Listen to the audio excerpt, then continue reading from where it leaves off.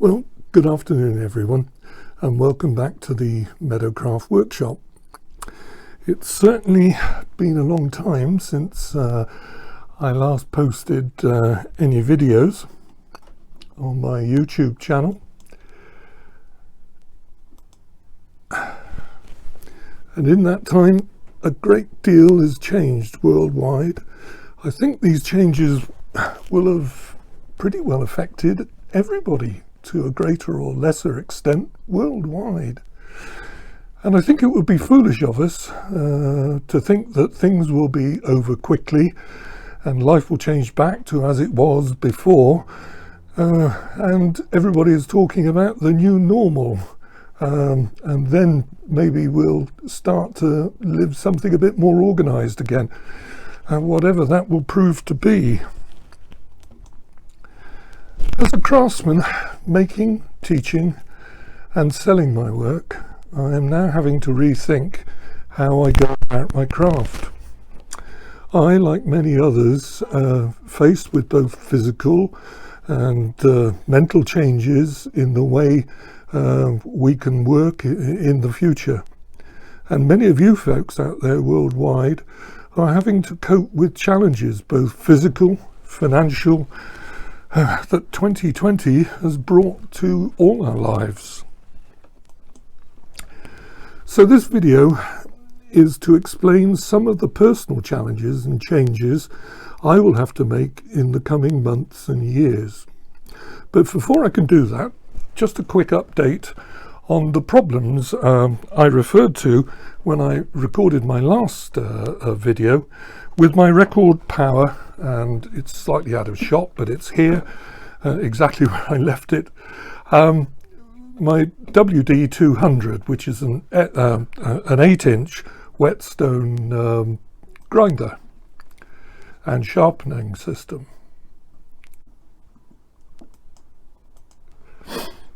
You may recall I explained a problem that I was having using the small knife sharpening jig, as the control bar was not high enough to allow the right angle when I address things to the stone. And it was a problem, and I was looking to solve it by creating I don't know if you can see it, a small extension that fitted in the bar holder. Well, after posting the video, one of my subscribers very kindly came back to me and said, yep, he had exactly the same problem. And he had managed to approach Record Power, and he had arranged to be supplied with the slightly longer, and I think you can see the difference there, between the original, which is that, and the WD-25 bar, which obviously is built to accommodate the 10-inch wheel. And I then contacted Record Power and successfully got through to customer service. And while they didn't quite accept my point that I had felt that their blurb in the sales literature about the universality of the jigs that they sold, they recognized that I was having a problem, and as it was covered within the guarantee, they would cheerfully supply me with the taller bar.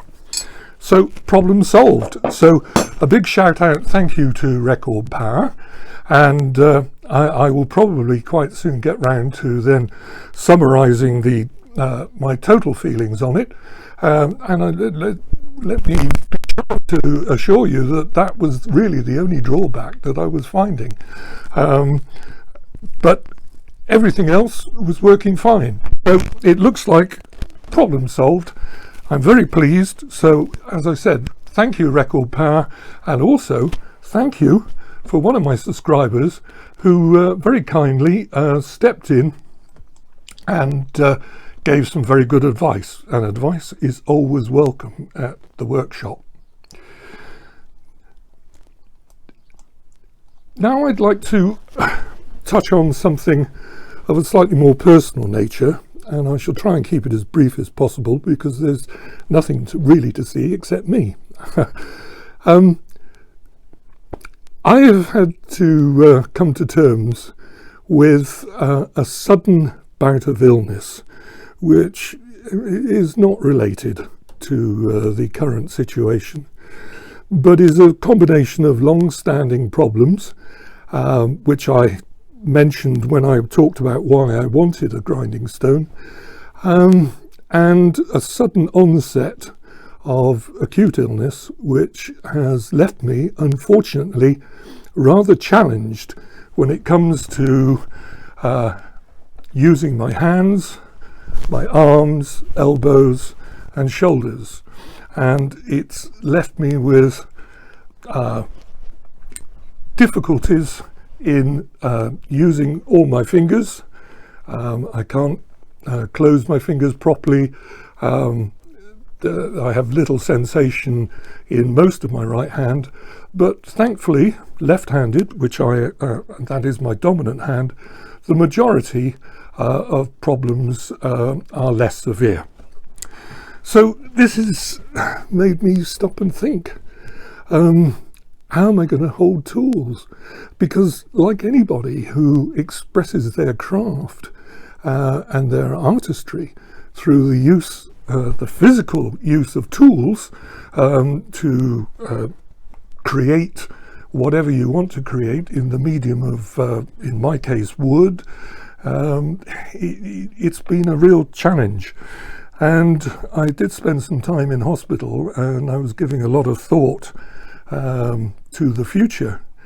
And I saw two ways to go forward. I either gave up crafting, accepted that I wasn't going to be able to hold the tools, and I was going to have trouble cutting a fine line and following a groove or a flow, and walking away from it.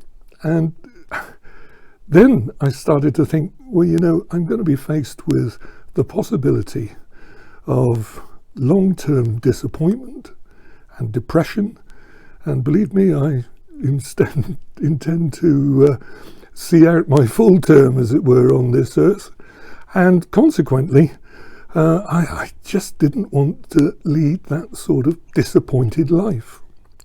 So what did I do? I thought, well, you know, it's time to really rethink some things, and the biggest thing I need to do is to actually see what I can do.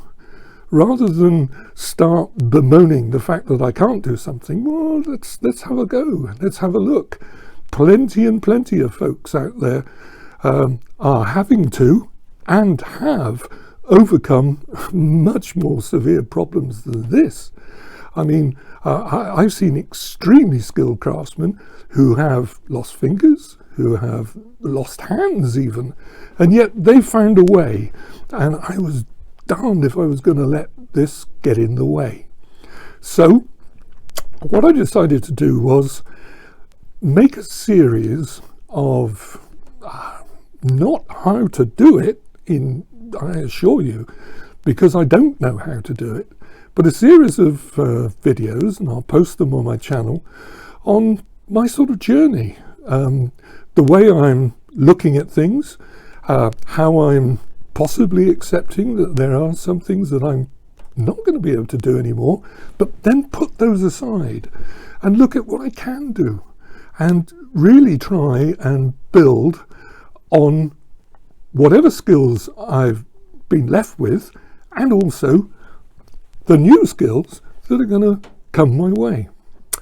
And I hope you'll understand that this series of videos is not to bemoan the fact that there has been this physical change, and not to seek sympathy in any way, because with the current situation out there, I'm sure you folks are having to cope with a lot more problems than I'm talking about. And record a journey, and hopefully some folks out there who may be sharing some of these problems that I was coming across might, and I only say might, see something in what I'm doing that might help them in their journey. So that's the purpose of it.